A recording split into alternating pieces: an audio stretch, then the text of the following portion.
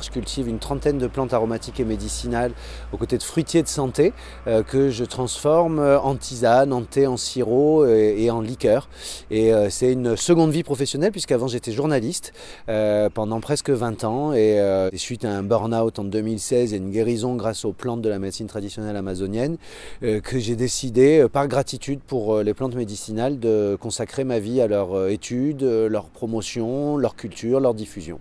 À partir du moment où je me suis formé en botanique, ce qui était quelque chose de nouveau pour moi, j'ai découvert qu'on était entouré de remèdes et d'aliments partout, en ville, à la campagne, en bord de mer. Tout endroit a une flore qui peut être valorisée soit en tant qu'aliment, soit en tant que remède.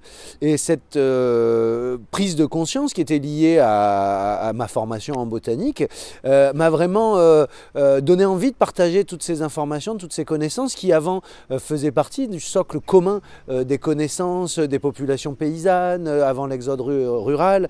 Ce que je propose avec ces ateliers, c'est d'essayer de remettre dans le champ du commun, dans le champ de ce qui appartient à tout le monde, ces connaissances et ces savoirs qui ne demandent qu'à être redécouverts, réutilisés, remis en service, d'autant plus à l'aune des crises qu'on traverse actuelles, des crises économiques qui se traduisent par un renchérissement du prix des matières premières issues de l'agriculture, de crises aussi sanitaires. Donc tout ça pousse beaucoup chacun de nous à remettre en question le système dans lequel il vit, ses habitudes de consommation, qu'elles soient alimentaires ou de produits médicaux, et de plus en plus à se tourner vers la nature, les ressources abondantes du vivant. Moi je me suis régalée, ça fait longtemps que je voulais faire une balade pour découvrir les plantes sauvages d'ici, qu'on puisse manger. Je connaissais ça de ma grand-mère, mais dans les Pyrénées, donc pas les plantes d'ici. C'était très sympathique d'abord et puis instructif aussi.